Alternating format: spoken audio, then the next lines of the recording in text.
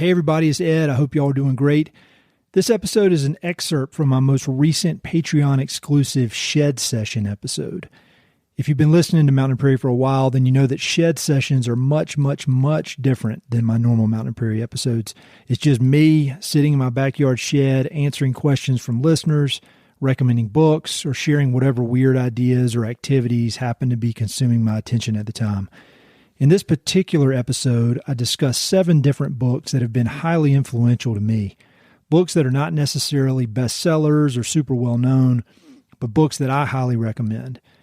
I got a lot of great feedback on this episode from Patreon supporters, so I'm excited to share a bit of it here with you.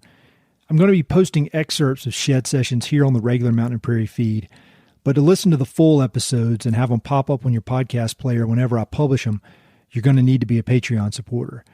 You can go to mountainprairie.com/Patreon to learn more, but spoiler alert, memberships start at as little as $2 per month. Thanks to everyone who listens, and especially to everyone who supports the podcast via Patreon. Patreon is the financial foundation of all things Mountain Prairie, and I greatly appreciate the support.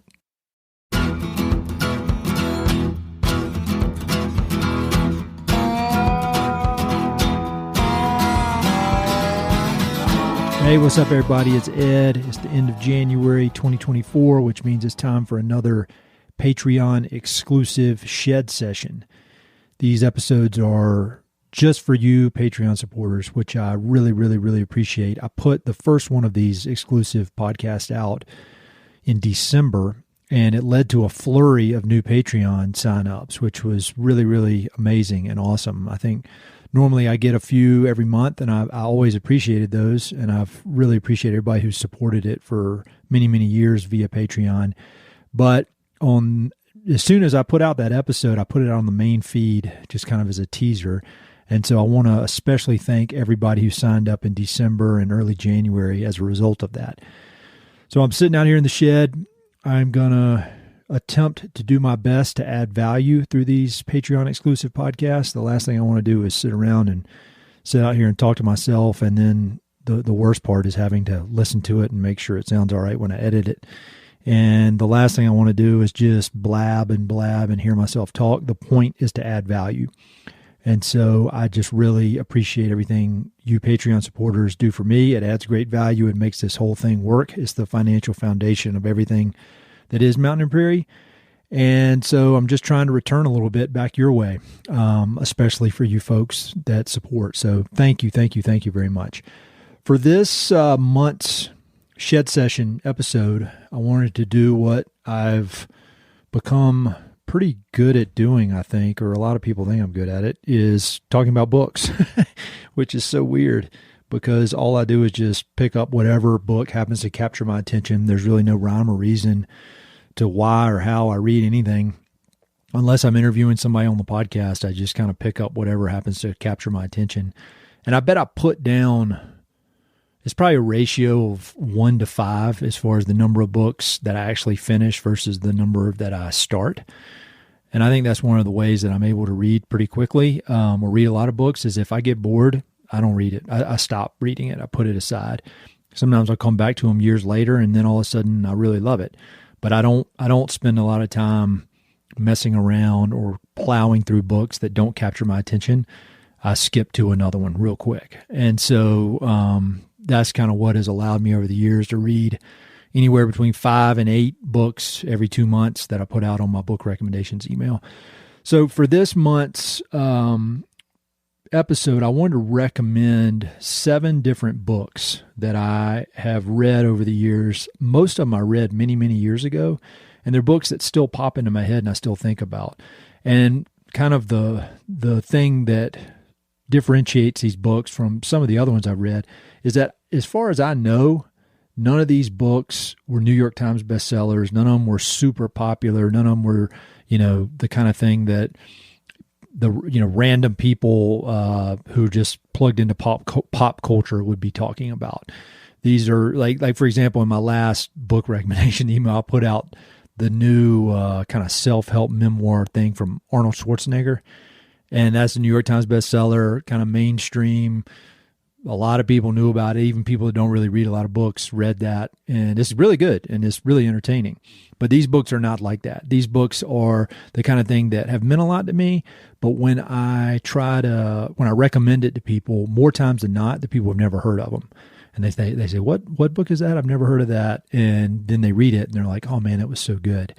And so, I mean, I could sit here for 5 hours and go through these kind of books, but I was just looking around the shed yesterday and I just picked out 7 of them that I think have really added a lot of value to my life, made me think about things a little bit differently. And so I'm just going to run through those. And so I'll talk about them here, but if you don't want to listen to me talk and you're a Patreon supporter, you can just go to the webpage for this, the Patreon page, and there are links to all of them, 1, 2, 3, 4, 5, 6, 7.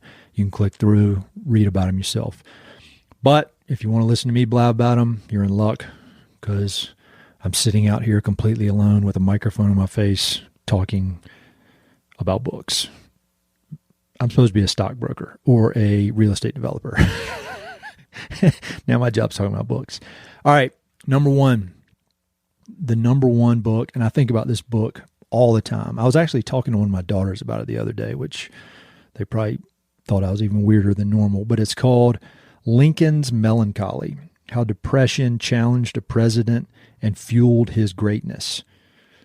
So I picked this book up many years ago. I don't even know how it came to my attention, but I mean, probably in 2009, 2010, I read Team of Rivals by Doris Kearns Goodwin, which I think a lot of people who like history have read that. That's one of those New York Times bestseller, very popular books that so many people read about Lincoln. And that really made me appreciate it, Lincoln, because I didn't know anything about him other than just kind of the standard stuff you learn in school. But I got pretty fascinated with the guy. And so anyway, I heard about this book by Joshua Wolfshank, and so I picked it up, and what it is it's really an examination of Abraham Lincoln and his personality. And for those of you who don't know, he really suffered a lot from a mental health standpoint, especially as a young man. He had multiple kind of spells where he went into just super, super, super deep depressions, almost lost his mind. I mean, I think you could probably describe it as losing his mind. There were several times where he just ran off into the woods completely by himself, and all his friends and what little family he had was concerned that he had gone off and killed himself. And I think the vast majority of his teenage years and maybe even early 20s were defined by this debilitating, or at times debilitating, depression that would just kind of take over his life.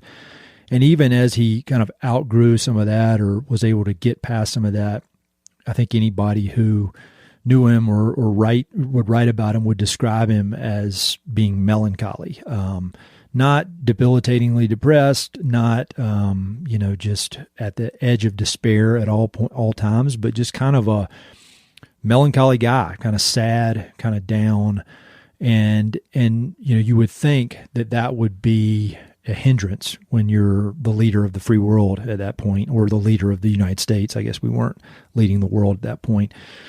But, and the other part about Lincoln that you've probably heard is that his life up until the presidency was just one series of failures after another.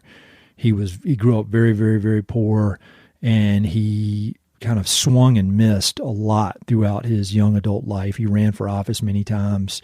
He was a pretty, well-respected attorney, but there were a lot of times in his life when he tried to do stuff and came up short.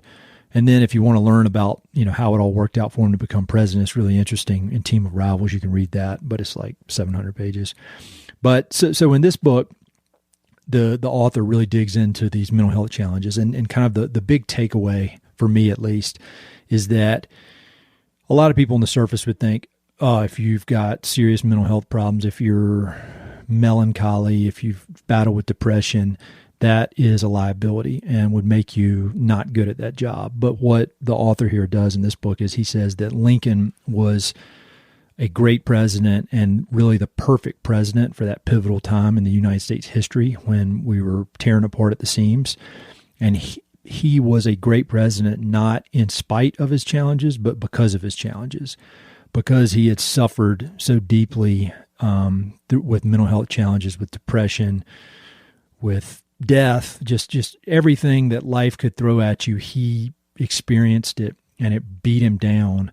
But through that, he learned compassion, and he learned what it felt like to be kind of at the bottom and to feel despair. And he was able to really feel that in other people. And so, when you think about the awfulness of the Civil War and how many people were dying, I mean, he really was able to feel that, and it probably, was not, it was not like he was able to detach like a, you read in these leadership books, you need to detach. I mean, I think he felt it very strongly, but that compassion came through, especially when he was, trying to let the nation heal or trying to figure out a way to get through this awful chapter of the United States history. And so, I think that there are good lessons there for anybody, that things that you might consider are your worst characteristics can actually also be your best. And so I just thoroughly enjoyed that book. I have it out here in the shed, and I always glance at it. I see it up on the shelf, and I'll often think about that because, if I don't pay attention, my moods can really take me for a ride. And I've always thought about that, or up until reading this book, I always thought about that as a bad part of my personality and a thing that I wish I didn't have. But what I learned from that is that, quote, bad part of my personality has very good parts as well. And there are a lot of good things that come because of whether it's sensitivity or being, having these moods that can go in and out. I think there's a lot of positive that comes from that as well. So anyway, really good book, Lincoln's Melancholy. I would highly recommend it. You can click through to read more about it. Book number 2 is a book that I think I got the recommendation from that guy, Ryan Holiday, who wrote like The Obstacle is the Way and all that Stoic stuff. And this was probably 10 years ago now, but it's called The Fish That Ate the Whale, The Life and Times of America's Banana King. And it's about this guy named Samuel Zemurray, who was, I believe he's a Russian immigrant. He arrived in the U.S. in 1891 and started selling bananas down by the docks, I think in New Orleans. And at that point, bananas were considered, to be this amazing delicacy from exotic, it's not like bananas were everywhere like they are now. It was this kind of crazy thing. And so he started selling these things out of a cart at the docks. And then over the course of his life, he built this thing up until he was the head of, I believe, United Fruit Company.